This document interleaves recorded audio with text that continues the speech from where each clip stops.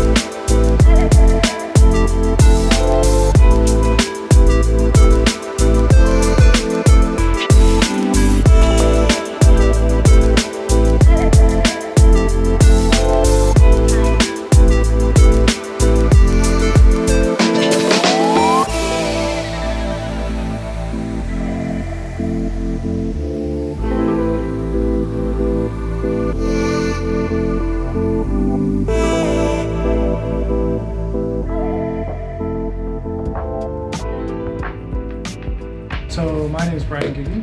Soundscape Merchandise is the business. We're in Belchertown. We started in Amherst, slowly grew to Belchertown, and we've been here for about 2.5 years. I heard the story of this, but why did you get into merchandising? Oh, I love this. I love t-shirts. Can only talk about it so much at home. So we found a hat when I was in college, and we put it online, and it was kind of our band that didn't really exist, and we started to make t-shirts for it because we had a fairly good sized social circle in college, and then we started to just make funny t-shirts in general. I was at UMaine for undergrad, and then when I got to grad school at UMass, I was a street teamer for some local music venues, and one of the owners of the venues owned a t-shirt company, and I just kind of researched, like how he got started, and he printed for bands, and he printed for local businesses, and I was at the time about to be tour managing a band, so I thought, well, I can print for our band, and I could print for the bands that opened for us, and so we dove in and we started printing for the bands, and that niche expanded to, obviously other sectors of business. Hey. But so screen printing and embroidery is our main in-house stuff. So t-shirts and long sleeves, hoodies, tank tops, embroidered like your hat, beanies, polos, jackets. So that's stuff that we do in-house here in Belchertown. And like full force ahead, folks really like the fundraising stores. With COVID, obviously contactless pickup, direct to consumer is kind of the name of the game. So folks have really taken to that. But even before that, folks loved the fact that they didn't have to commit to 100 shirts and guessing sizes. Everything would go through the store, and then whatever was sold was printed and then either picked up or shipped to the consumer. Probably our biggest sector within Soundscape itself is our band entertainment clients. So those guys are national accounts that are coast to coast, and regional bands here in the state and New England. So those guys are typically drop shipped along tour routing wherever they are in the country. Obviously right now that's lesser so, but generally speaking, we're shipping all over the country for those guys. But primarily the Valley and New England in general. So relationships outside of the Northeast, we definitely are shipping to various states, but we really try and focus on the Valley, from area high schools to universities, and helping local businesses and small businesses like ourselves.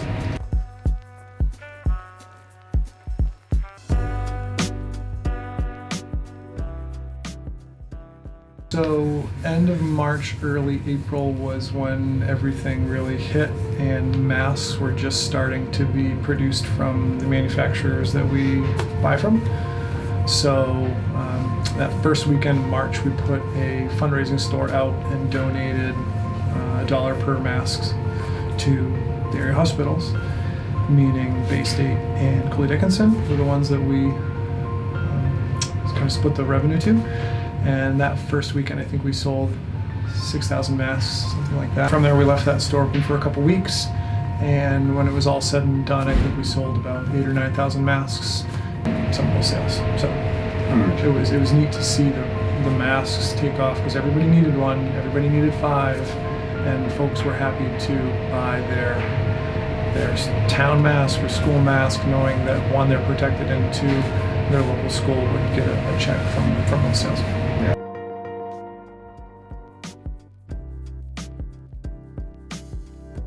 Here for everybody. In 2020, we were a group of 5 and a half with a part-timer, and stripped that down to 4 folks at the beginning of 2020, February, March.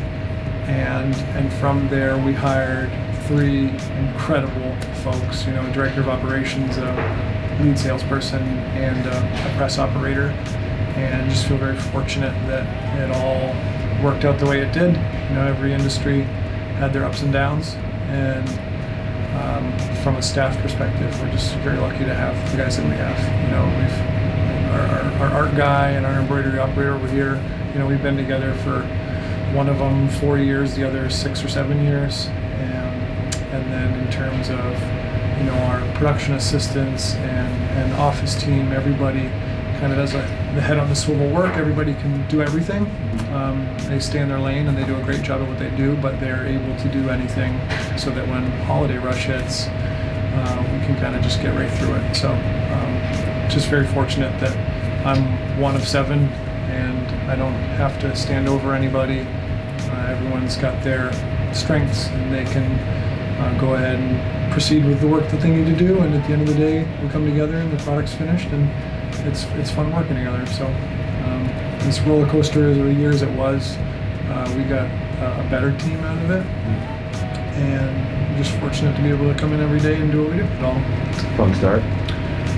And now here we are, 10 years later, got a great team, 7 guys, working hard, and blessed to be busy.